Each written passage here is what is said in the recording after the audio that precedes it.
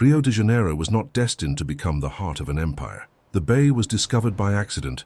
The settlement grew from military necessity, not grand design. What transformed this coastal outpost into the capital of the largest nation in South America was a sequence of calculated decisions, geographic advantages, and the systematic exploitation of resources extracted from distant interior provinces.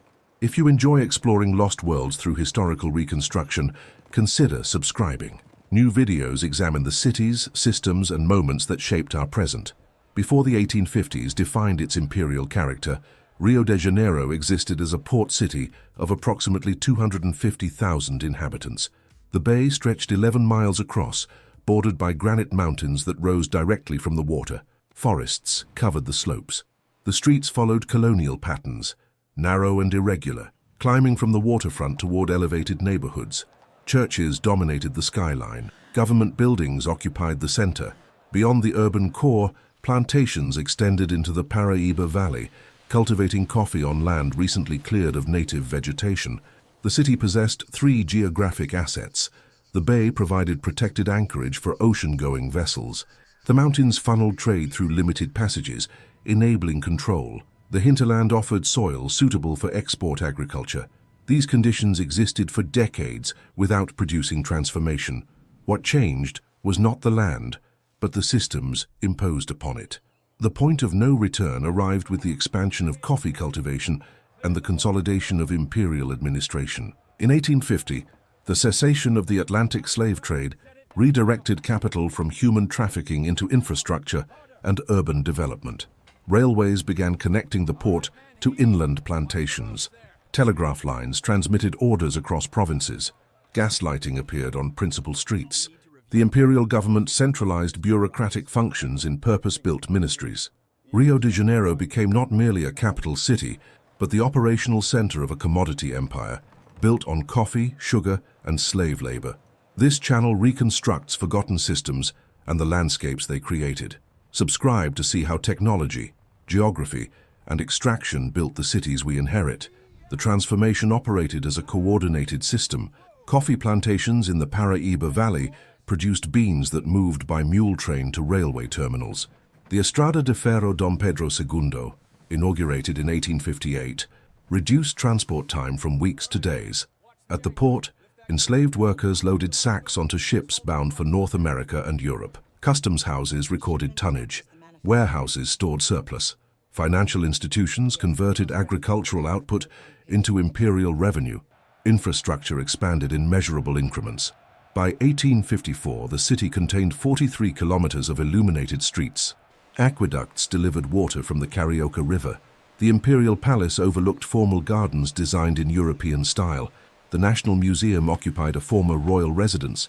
Construction employed both free laborers and enslaved workers, the latter rented from plantation owners during agricultural off-seasons. At peak output, the city operated continuously. The port smelled of coffee, tar, and seawater. Warehouses stood 3 stories high, their interiors stacked with commodities awaiting export. The sound of winches and pulleys mixed with vendors calling prices in Portuguese. Smoke rose from steamships. Horses pulled carriages along cobblestone streets. The air in the commercial district carried the acidic scent of fermenting fruit and the salt of the Atlantic. At night, gas lamps created corridors of yellow light. The wealthier neighborhoods remained quiet. The port never stopped moving. The human cost was encoded in the city's structure. In 1849, Rio de Janeiro contained approximately 110,000 enslaved Africans and their descendants. They loaded ships, constructed buildings, cleaned streets, served households, and maintained the infrastructure that sustained imperial commerce. Mortality rates among enslaved populations exceeded birth rates.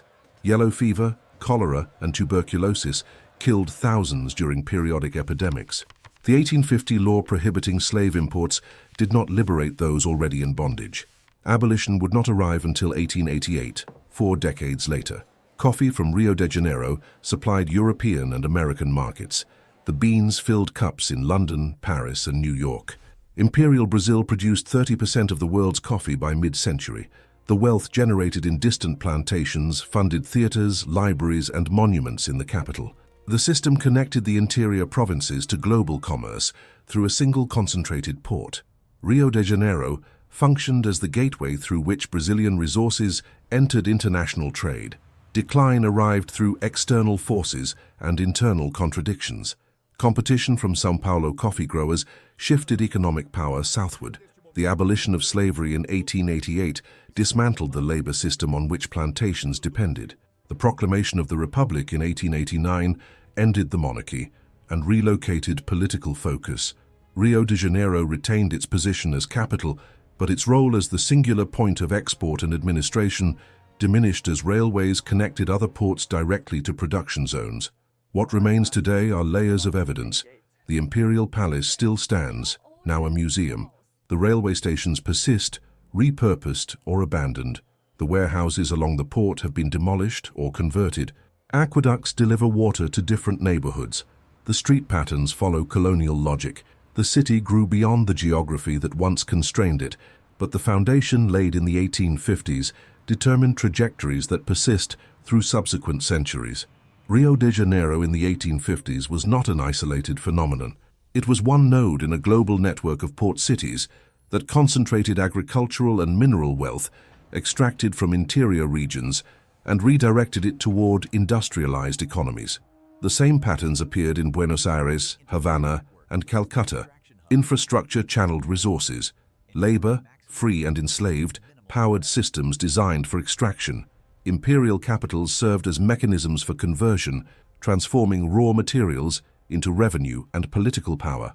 The forces that shaped Rio de Janeiro reshaped continents. To understand the systems that built our world, explore the cities and moments where extraction became empire.